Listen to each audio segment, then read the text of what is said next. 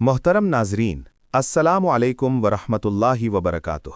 उम्मीद है आप खैरियत से होंगे। आज हम एक ऐसे मौजू पर गुफ्तगू करने जा रहे हैं जो दिल को झंझोड़ देता है, आंखों को नम कर देता है और इंसान को अपनी ज़िंदगी पर संजीदगी से गौर करने पर मजबूर कर देता है। ये मौजू सिर्फ सुनने या जानने के लिए नहीं, बल्कि समझने, अपनाने और अपनी अमली ज़िंदगी में लाने के लिए है। आज हम क़यामत के दिन के उन मराहिल का जिक्र करेंगे जिनसे हर इंसान को लाज़िमन गुजरना है, चाहे वो अमीर हो या गरीब, ताकतवर हो या कमज़ोर, हाकिम हो या महकूम। ज़रा उस दिन का तसव्वुर कीजिए, वो दिन जब दुनिया के तमाम रिश्ते कमज़ोर पड़ जाएंगे, बाप अपने बेटे से नज़रें चुरा लेगा, भाई अपनी बहन को पहचानने से इनकार कर देगा, शौहर बीवी से अलग हो जाएगा, हर शख्स सिर्फ एक ही आवाज़ में गुम होगा, मुझे बचा लो, मुझे निजात दे दो। इस दिन हर तरफ नफसी नफसी का आलम होगा, कोई किसी के काम ना आ सकेगा। इंसान अपने पसीने में डूबा हुआ होगा, किसी का पसीना टखनों तक, किसी का घुटनों तक, किसी का कमर तक और किसी का गले तक होगा। ये सब कुछ इंसान के आमाल के मुताबिक होगा। सूरज बिल्कुल सरों के करीब होगा, इसकी तपिश से दिल दहल रहे होंगे, जिस्म लरज़ रहे होंगे, सांस लेना मुश्किल हो जाएगा। लेकिन इसी हौलनाक मैदान में एक हस्ती ऐसी होगी जो अपनी ज़ात के बारे में नहीं, बल्कि अपनी उम्मत के बारे में फ़िक्रमंद होगी। वो हमारे प्यारे नबी हज़रत मोहम्मद सल्लल्लाहु अलैहि वसल्लम होंगे, जिनकी ज़बान मुबारक से ये अल्फाज निकल रहे होंगे, ऐ मेरे रब, मेरी उम्मत, मेरी उम्मत। सोचिए, जब हर शख्स अपनी जान बचाने में लगा होगा, उस वक्त हमारे नबी सल्लल्लाहु अलैहि वसल्लम हमें याद कर रहे होंगे, हमारे लिए दुआ कर रहे होंगे, हमारी मग़फ़िरत मांग रहे होंगे। इसी के बाद हिसाब व किताब का सिलसिला शुरू होगा। ये ऐसा हिसाब होगा जिसमें ना कोई नाइंसाफ़ी होगी और ना ही किसी पर जुल्म। हर इंसान को उसके आमाल का पूरा पूरा बदला दिया जाएगा। सबसे पहला सवाल नमाज के बारे में होगा। नमाज, जो दीन का सतून है, जो ईमान की पहचान है। अगर नमाज दुरुस्त हुई तो बाकी आमाल में भी आसानी होगी, और अगर नमाज में कोताही हुई तो बाकी आमाल भी मुश्किल में पड़ जाएंगे। इसके बाद इंसान से उसकी ज़िंदगी के बारे में सवाल होगा कि उसने अपनी उम्र कहाँ और कैसे गुजारी, क्या अल्लाह की इताअत में या नाफरमानी में। फिर जवानी के बारे में पूछा जाएगा, क्योंकि जवानी ताकत, जोश और अमल का वक्त होती है।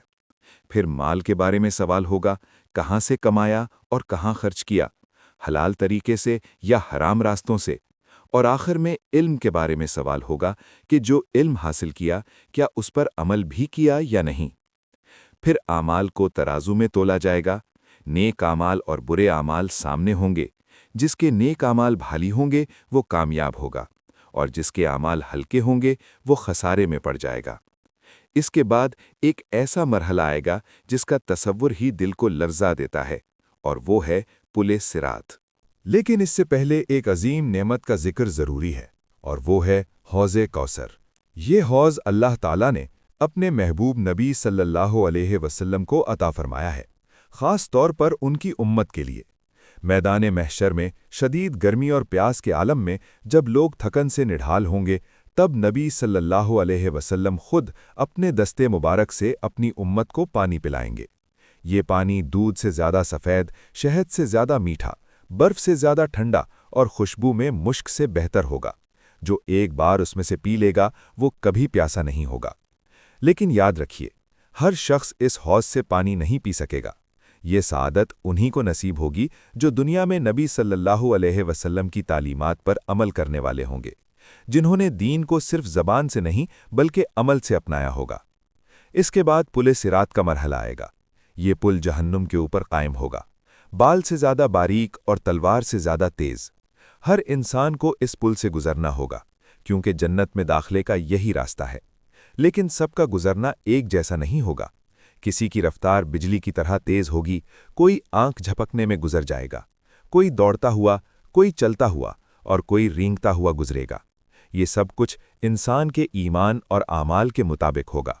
कुछ लोग आसानी से पार हो जाएंगे, उन्हें कोई तकलीफ नहीं होगी।